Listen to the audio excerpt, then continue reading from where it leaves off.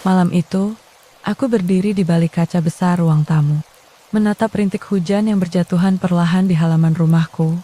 Lampu-lampu taman menyinari butiran air yang jatuh, membuatnya tampak seperti serpihan kristal. Rumah ini begitu megah, setiap sudutnya rapi dan berkilau. Namun, keheningannya justru membuatku semakin merasa kecil. Sejak kepergian suamiku, aku terbiasa dengan sunyi yang terlalu panjang. Ada masa ketika aku menikmati kebebasan ini. Tak ada lagi yang mengatur atau mengikatku. Tapi di sisi lain, ada ruang kosong di dalam dada yang tak pernah bisa terisi. Seolah rumah besar ini memantulkan kesepian. Aku meraba meja di samping sofa, menyentuh bingkai foto yang kusimpan di sana. Senyuman di foto itu dulu hangat, kini hanya meninggalkan bayangan. Aku berbisik lirih, apakah aku akan selamanya seperti ini? Jam dinding berdentang pelan, menandai malam yang semakin larut. Aku menyalakan musik lembut, berharap alunan piano dapat menenangkan hati. Namun bukannya tenang, justru ada rasa gelisah yang mengalir. Seperti sesuatu akan segera berubah dalam hidupku.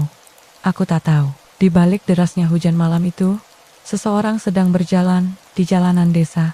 Tanpa sadar, melangkah menuju takdir yang akan mempertemukan kami.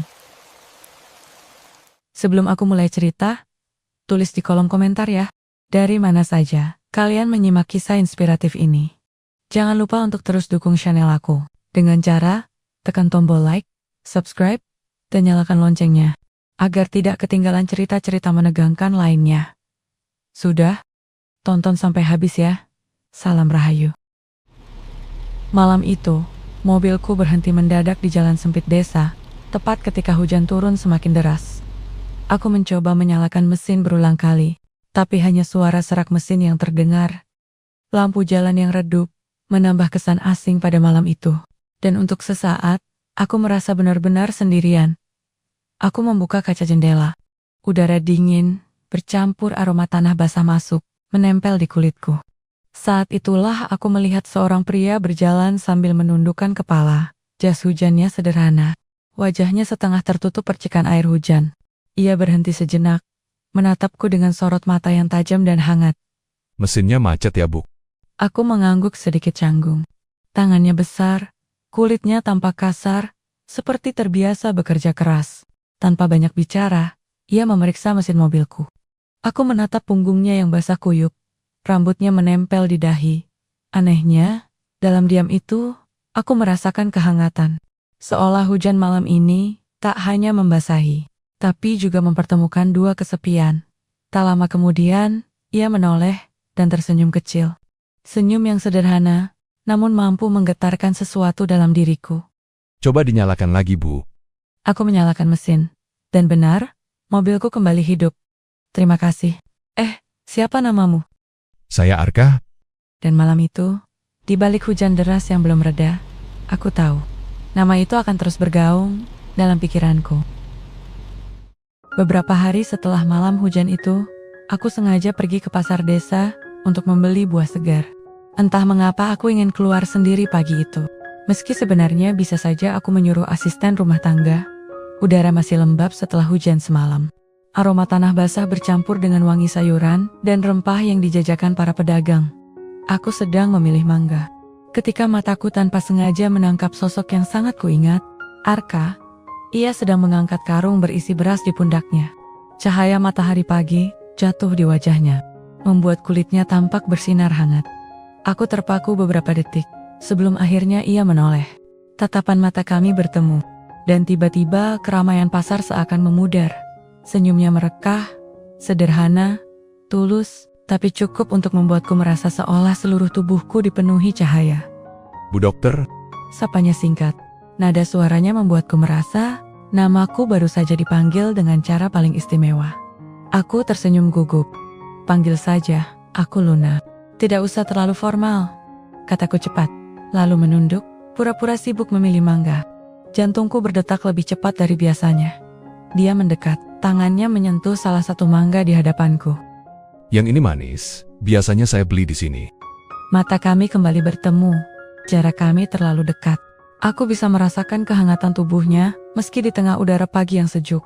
Ada jeda hening di antara kami, begitu tipis, namun syarat dengan sesuatu yang tak terucapkan. Aku menelan ludah, menahan diri, agar tidak terbawa terlalu jauh oleh tatapan itu. Kalau begitu, boleh saya bantu bawakan belanjaannya? Aku terdiam sejenak, mencoba menjaga senyum di wajahku. Dan dalam hatiku, aku tahu pertemuan ini bukanlah kebetulan semata. Hari itu, klinikku tidak terlalu ramai. Udara sore masih menyisakan lembab dari hujan siang tadi, membuat aroma tanah basah samar-samar masuk melalui jendela yang sedikit terbuka. Aku sedang membereskan meja ketika pintu klinik diketuk pelan. Seorang pemuda masuk dengan wajah pucat, dituntun oleh seseorang yang membuat langkahku terhenti. Arka, ia menopang bahu temannya dengan hati-hati. Gerakannya penuh perhatian, seperti tak ingin sedikit pun orang itu merasa kesakitan. Dokter, tolong, dia demam sejak tadi malam. Aku segera memeriksa pasien, tapi pandanganku sesekali bertemu dengan mata Arka. Ada ketulusan di sana. Tatapan yang begitu dalam hingga aku hampir lupa harus tetap bersikap profesional. Saat aku menulis resep, tanganku bergetar tipis, dan aku bisa merasakan hangatnya tatapan itu menelusuri setiap gerakku. Setelah pemeriksaan selesai, Arka menyalami pasiennya dengan lega. Aku memperhatikannya, bagaimana ia tersenyum tulus, bagaimana ia mengusap pelan punggung temannya, seolah ingin menenangkan. Ada sesuatu yang tak pernah kutemui di balik jas putih para lelaki yang dulu ku kenal. Ketulusan yang sederhana, tapi begitu nyata. Ketika ia pamit, Arka sempat menoleh ke arahku. Senyumnya singkat, tapi cukup untuk membuat ruang praktikku yang dingin terasa hangat. Aku berdiri di balik kaca jendela, memperhatikan punggungnya yang menjauh. Jantungku berdetak tidak biasa, seolah memberi isyarat bahwa benih kecil telah ditanam di hatiku, dan aku tak lagi mampu mengabaikannya. Pagi itu aku berjalan menyusuri jalan desa, setelah berkunjung ke rumah pasien lansia. Udara masih sejuk, embun menempel di ujung dedaunan. Aku ingin menikmati ketenangan itu. Tapi telingaku tak bisa menutup dari suara-suara lirih yang berhembus di belakangku. Dokter janda itu sering terlihat bersama Arka ya? Seorang dokter kaya raya dekat dengan pria serabutan. Aku berpura-pura tak mendengar, tapi setiap kata menusuk lebih dalam dari yang kubayangkan. Senyumku menegang, langkahku terasa berat, seakan jalan setapak itu menjadi semakin panjang. Sesampainya di klinik, aku duduk di kursi sambil menatap jendela. Bayangan wajah Arka muncul di benakku. Senyum hangatnya, tatapan matanya yang tulus. Mengapa orang lain tak bisa melihat ketulusan itu? Hanya sibuk menimbang dari status dan harta? Sore harinya, aku tanpa sengaja kembali bertemu dengannya di depan pasar. Ia menyapaku dengan nada ceria, seolah tak menyadari bisik-bisik yang semakin ramai, tapi aku bisa membaca sorot matanya. Ada sedikit keraguan, ada rasa tak nyaman yang ia sembunyikan di balik senyumannya. Dokter, sudah makan siang? Sudah, terima kasih Arka. Namun, dalam jeda singkat itu, tatapan kami bertemu lebih lama dari biasanya. Ada sesuatu di sana, sebuah kegelisahan yang sama-sama kami rasakan, seolah dunia di sekitar mencoba memisahkan. Meski hati kami diam-diam semakin mendekat, aku ingin berkata sesuatu, ingin menegaskan bahwa aku tak peduli dengan gosip, tapi kata-kata itu hanya tertahan di tenggorokan. Dan tepat saat aku hendak membuka mulut, seorang wanita parubaya lewat sambil melirik sinis. Suaranya cukup keras untuk kami berdua dengar. Kasihan sekali, dokter cantik kok sama lelaki biasa. Aku menegang, sementara Arka menunduk dalam diam. Sejak komentar sinis itu terdengar begitu jelas di telingaku, aku tak bisa berhenti memikirkannya. Kata-kata itu terus terngiang. Bahkan saat aku sedang memeriksa pasien, hati kecilku ingin menertawakan omongan orang. Tapi pikiranku justru mulai diliputi keraguan. Beberapa hari terakhir, aku sengaja menghindari Arka. Jika biasanya aku menyempatkan diri, mampir ke pasar, atau menyapa ketika berpapasan, kini aku hanya menunduk dan mempercepat langkah. Setiap kali melihat sosoknya dari kejauhan, hatiku berdesir, tapi kaki ini memilih berbalik arah. Suatu sore, aku kembali melewati jalan desa setelah kunjungan rumah. Hujan tipis turun, menebarkan aroma tanah basah yang menenangkan. Namun bukan hujan yang membuat dadaku berdebar, melainkan sosok Arka yang berdiri di bawah pohon besar. Ia menatapku dari kejauhan, sorot matanya seolah menanyakan, "Mengapa kau menjauh?" Aku menahan napas, pura-pura sibuk membuka payung. Tapi saat aku melewatinya, ia berkata pelan, nyaris hanya terdengar olehku. Apakah aku sudah membuatmu malu? Langkahku terhenti. Hujan menetes di ujung payung, jatuh ke tanah dengan suara pelan. Seakan memberi ruang pada keheningan kami, aku ingin menjawab tidak, ingin berkata bahwa tatapan dan senyumannya justru yang membuatku bertahan. Tapi bibirku keluh. Aku menunduk, memilih berlalu tanpa kata. Namun detik terakhir sebelum aku benar-benar pergi, aku bisa merasakan tatapannya menusuk punggungku. Tatapan yang bukan marah, melainkan terluka. Malam itu di kamarku yang luas, aku kembali menatap hujan dari jendela. Aku merasa benar-benar kesepian, meski ada seseorang di luar sana yang seharusnya bisa mengisi ruang kosong itu, dan tepat ketika aku hendak menutup tirai, kilatan cahaya motor melintas di jalan depan rumahku. Sosok itu berhenti sebentar, menatap ke arah jendela, sebelum akhirnya pergi meninggalkan bayangan samar dalam gelap. Malam itu aku duduk sendirian di ruang kerja. Lampu meja temaram menyinari tumpukan berkas pasien yang tak kunjung kusentuh. Hujan kembali turun di luar jendela. Ritmenya pelan, namun cukup untuk menggiring pikiranku ke masa lalu yang lama kukubur.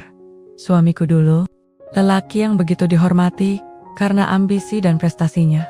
Jas putihnya selalu rapi, langkahnya selalu tegas. Tapi di balik itu semua, ada dingin yang menusuk. Aku pernah menanti tatapan penuh kasih, namun yang kutemui hanya pandangan dingin, seolah aku hanyalah pelengkap hidupnya. Aku menghela napas panjang, menyandarkan kepala di kursi. Mengapa luka itu masih terasa, padahal waktu sudah berlalu begitu lama? Mungkin karena ada sesuatu pada Arka yang mengingatkanku. Betapa berharganya perhatian kecil yang tulus, senyum yang hangat, tatapan yang tak menuntut apapun. Ia membuatku merasa hidup kembali. Bayangan wajahnya hadir begitu jelas di benakku. Tatapannya di bawah pohon saat hujan. Ketika ia bertanya apakah aku malu padanya, tatapan itu menusuk. Karena jauh di dalam diriku aku tahu jawabannya. Bukan malu, hanya takut. Aku bangkit, berjalan menuju jendela. Rintik hujan menempel di kaca. Dinginnya terasa ketika jariku menyentuh permukaan. Di luar sana, jalanan lengang. Namun entah mengapa, aku merasa seolah ia ada di sana. Menatapku dalam diam seperti malam sebelumnya. Dadaku bergetar. Ada keinginan untuk melangkah keluar mencarinya. Mengatakan bahwa aku tak pernah benar-benar ingin menjauh. Tapi sebelum aku sempat bergerak, suara dering telepon rumah memecah hening. Aku menoleh. Dan di layar kecil telepon itu tertera nama yang tak pernah kuduga akan muncul lagi malam ini. Keluarga suamiku. Telepon dari keluarga mendiang suamiku malam itu membuat pikiranku kacau. Mereka kembali mengingatkanku tentang nama baik keluarga dan bagaimana seharusnya aku menjaga diri. Kata-kata mereka menusuk, seperti menegaskan gosip yang sudah beredar. Aku menutup telepon dengan dada sesak, merasa terikat pada masa lalu yang seharusnya sudah berakhir.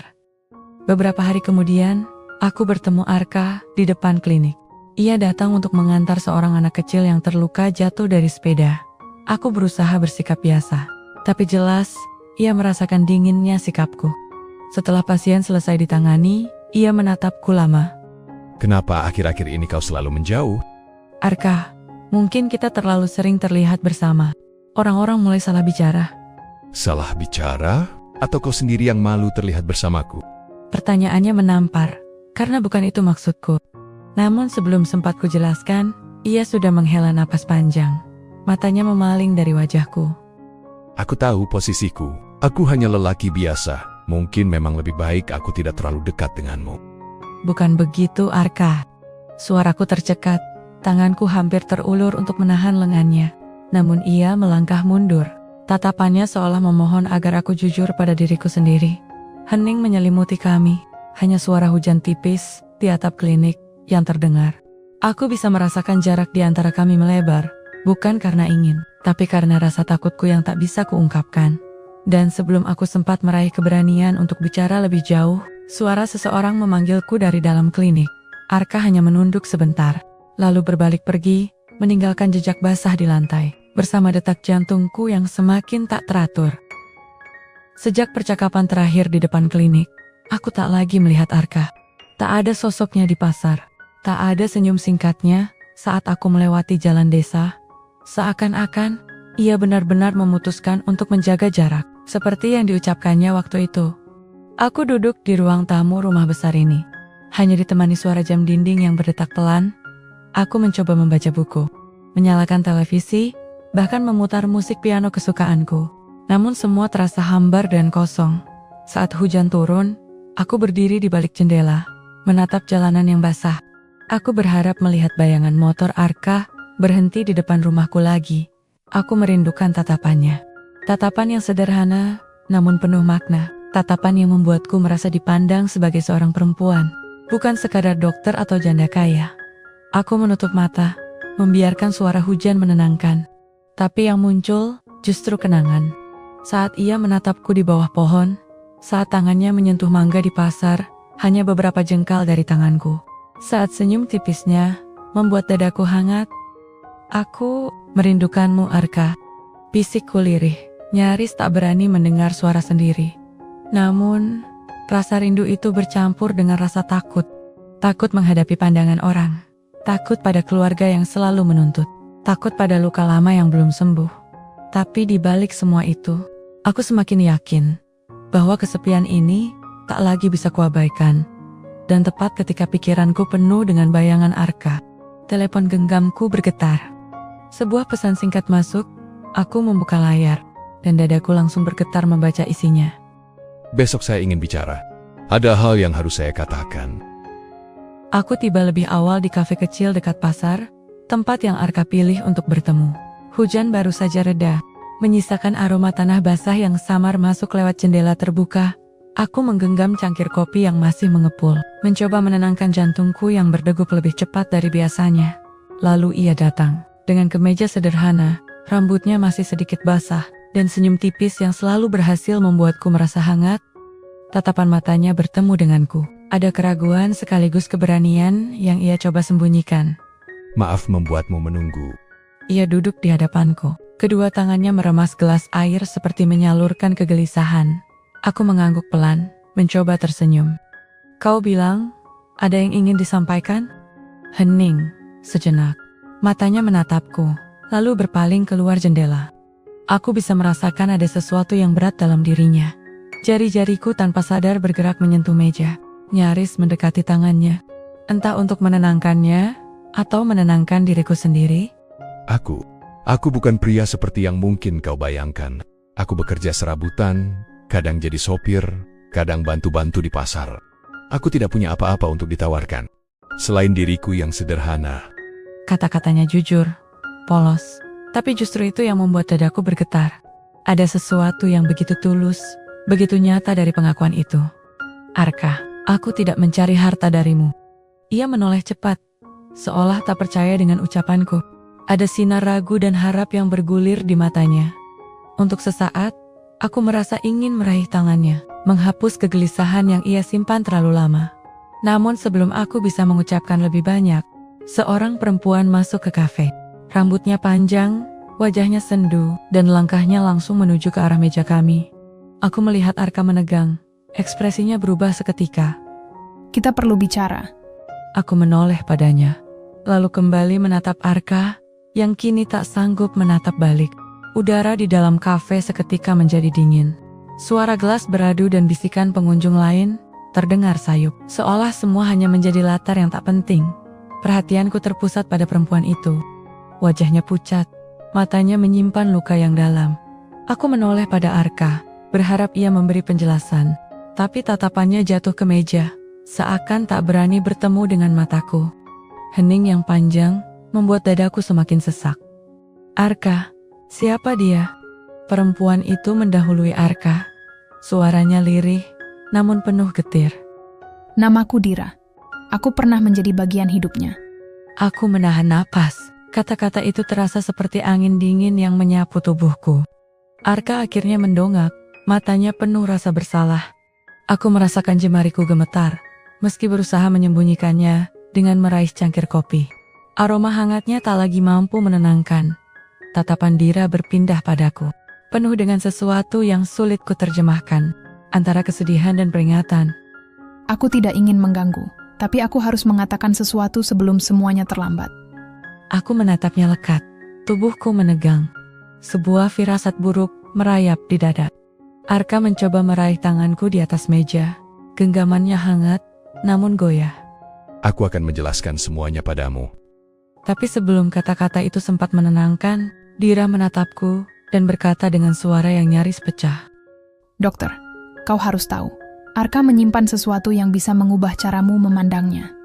Kata-kata Dira bergema di kepalaku, membuat dadaku terasa berat. Hening panjang menyelubungi meja kami. Hanya diisi suara hujan yang kembali turun. Menetes pelan di luar jendela. Arka akhirnya mengangkat wajahnya. Sorot matanya basah, seperti sedang berjuang melawan perasaan yang lama dipendam.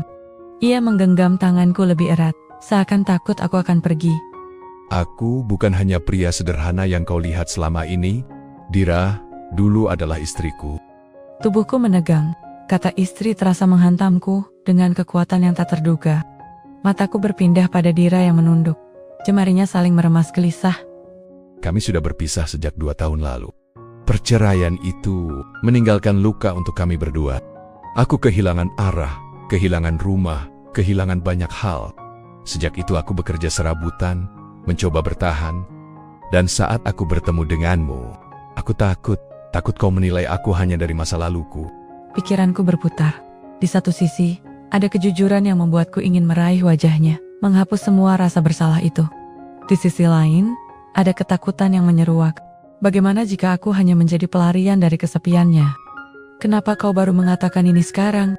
Karena aku tak ingin kehilanganmu, tapi aku juga tak ingin berbohong lebih lama. Kau berhak tahu siapa aku sebenarnya. Hujan di luar semakin deras, menciptakan irama yang menambah ketegangan.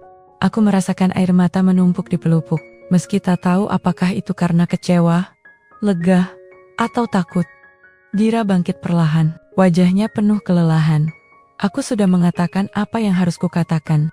Ucapnya, pelan, sebelum melangkah pergi meninggalkan kami berdua. Dalam kebisuan yang mencekam, aku menatap Arka. Lelaki yang kini terlihat rapuh, jujur, dan menunggu putusan dariku. Hatiku bergetar, namun bibirku masih terkunci. Dan sebelum aku bisa menjawab, Arka berbisik lirih, hampir tak terdengar di tengah hujan. Jika kau ingin pergi dariku setelah ini, aku tak akan menahanmu, Luna. Aku menatap Arka yang masih menunduk. Jemarinya meremas gelas kosong. Kata-katanya terus terngiang di kepalaku. Jika kau ingin pergi dariku setelah ini, aku tak akan menahanmu. Hujan di luar kafe menetes semakin deras. Seolah langit ikut menimbang keputusan yang tak mudah ini. Dadaku sesak. Ada bagian diriku yang ingin berlari, menyelamatkan diri dari kemungkinan luka yang sama seperti dulu. Tapi ada bagian lain yang tak sanggup melepaskan lelaki dengan tatapan jujur ini. Arka, kau membuatku ragu, tapi aku juga tak bisa menolak bahwa setiap kali bersamamu, aku merasa hidup kembali. Ia mendongak, matanya langsung menatapku. Ada kilatan harap yang muncul, meski samar dan hati-hati. Tatapan itu membuatku goyah. Aku meraih tangannya di atas meja. Genggaman hangatnya seketika menyalurkan sesuatu yang tak bisa dijelaskan. Namun, aku butuh waktu. Aku takut terlalu jauh melangkah, lalu jatuh, dan tak bisa bangkit lagi. Kepalanya mengangguk kecil, tapi aku bisa melihat sorot luka di matanya. Ia berusaha tegar, meski jelas, terasa bahwa kalimatku menusuk. Untuk sesaat, tak ada kata-kata lain. Hanya hujan yang memantul di jendela, dan genggaman tanganku yang ia pertahankan. Seolah itu satu-satunya hal yang bisa menahannya tetap di sini. Aku tidak akan pergi malam ini. Aku ingin tahu, apakah hatimu benar-benar bisa membuatku percaya lagi. Arka menatapku lama, lalu bibirnya membentuk senyum kecil. Rapuh, tapi tulus. Dan pada detik itu, aku tahu. Aku baru saja mengambil keputusan yang bisa mengubah segalanya. Namun sebelum kehangatan itu sempat bertahan lama, suara notifikasi ponselku berbunyi. Aku meraihnya, dan wajahku seketika berubah saat membaca pesan singkat dari nomor tak dikenal. Berhati-hatilah dengan Arka. Dia menyimpan sesuatu yang bahkan belum ia ceritakan padamu. Pesan itu terus berputar di kepalaku sepanjang perjalanan pulang. Kata-katanya sederhana, tapi cukup untuk menyalakan kembali api keraguan yang berusaha kupadamkan. Malam itu aku duduk lama di teras rumah, ditemani suara hujan yang menetes pelan di genting. Tatapanku kosong ke jalanan basah. tapi hatiku penuh pertarungan. Arka telah jujur tentang masa lalunya, tentang Dira, tentang hidupnya yang sederhana. Lalu siapa pengirim pesan itu? Dan rahasia apa lagi yang katanya belum ia ungkapkan? Aku menutup mata, mengingat tatapan Arka di kafe. Tatapan yang jujur, tulus, nyaris putus asa. Tatapan yang membuatku percaya, walau hanya sesaat, bahwa kebahagiaan mungkin tak serumit yang kubayangkan. Genggaman tangannya juga masih tertinggal hangat di kulitku, seakan memohon agar aku tak pergi. Aku berbisik lirih, jika aku selalu mencari kesempurnaan, mungkin aku tak akan pernah menemukan cinta yang nyata. Hujan semakin reda, meninggalkan udara dingin yang menusuk. Aku memeluk diriku sendiri, tapi justru yang terasa adalah kehangatan bayangan Arka. Pada akhirnya, aku tahu, aku tak ingin dikendalikan oleh rasa takut atau bisikan orang lain. Aku ingin mendengar langsung darinya, bukan dari pesan tanpa nama. Esoknya, aku memutuskan menemuinya di bengkel kecil, tempat ia membantu temannya. Saat ia melihatku datang, wajahnya terkejut, lalu berubah menjadi senyum yang canggung. Kau datang? Ada sesuatu yang harus kita bicarakan. Kali ini, aku ingin mendengar semuanya darimu, tanpa ada yang kau sembunyikan lagi. Wajahnya menegang, dan sebelum ia sempat menjawab, suara seseorang memanggil dari arah belakang bengkel. Arka, kau benar-benar berani melibatkan dia dalam hidupmu. Aku menoleh, dan melihat seorang pria berdiri di sana, menatapku tajam, seolah ingin meruntuhkan kepercayaan yang baru mulai kutumbuhkan. Arka berdiri di sampingku, wajahnya menegang, namun ia menggenggam tanganku erat, hangat. Seperti menegaskan bahwa kali ini ia tak akan bersembunyi lagi. Dia hanya ingin menakut-nakutimu. Masa laluku memang berantakan, aku punya banyak kegagalan, tapi aku tidak akan membiarkan orang lain menentukan siapa aku sekarang, apalagi menentukan siapa yang pantas berada di sisiku. Aku menoleh padanya, dan aku melihat keberanian yang berbeda. Bukan lagi lelaki sederhana yang selalu menunduk, tapi seorang pria yang berani melindungi. Genggamannya membuat jantungku berdegup kencang. Bukan karena takut, tapi karena hangatnya keyakinan yang ia berikan. Pria itu akhirnya pergi dengan wajah kesal, meninggalkan kami dalam hening yang panjang. Saat hanya tersisa kami berdua, Arka menoleh padaku. Tatapannya lembut, rapuh, tapi penuh harap. Kalau kau masih ragu, aku mengerti. Tapi izinkan aku tetap ada di sisimu, bukan sebagai beban, tapi sebagai lelaki yang ingin membuatmu bahagia dengan cara yang kumampu. Aku menarik napas panjang, menatap hujan tipis yang masih turun di luar bengkel. Dalam benakku, semua keraguan, gosip, dan pesan misterius berputar. Namun bersamaan dengan itu, ada pula kenangan akan setiap senyumnya, setiap tatapan jujurnya, setiap sentuhan lembut yang pernah membuatku merasa hidup kembali. Perlahan, aku mengangguk. Aku tidak butuh kesempurnaan darimu, Arka. Aku hanya butuh kejujuranmu. Dan malam ini, aku memilih untuk percaya. Arka menutup matanya sejenak, seolah menahan emosi yang mengalir deras. Saat ia membuka mata lagi, senyumnya begitu tulus, membuatku merasa keputusan ini adalah yang paling tepat. Ia meraih tanganku, mengangkatnya ke bibirnya, lalu mengecup lembut seakan berjanji untuk tidak melepaskannya lagi. Di luar, hujan mulai reda. Aroma tanah basah bercampur dengan udara malam yang dingin. Tapi anehnya, tubuhku terasa hangat. Aku menatap Arka, dan akhirnya, aku berani membiarkan hatiku beristirahat di pelukan seseorang. Malam itu aku tahu, kesepian panjang yang pernah menguasai rumah besar dan hatiku, akhirnya telah menemukan jawabannya.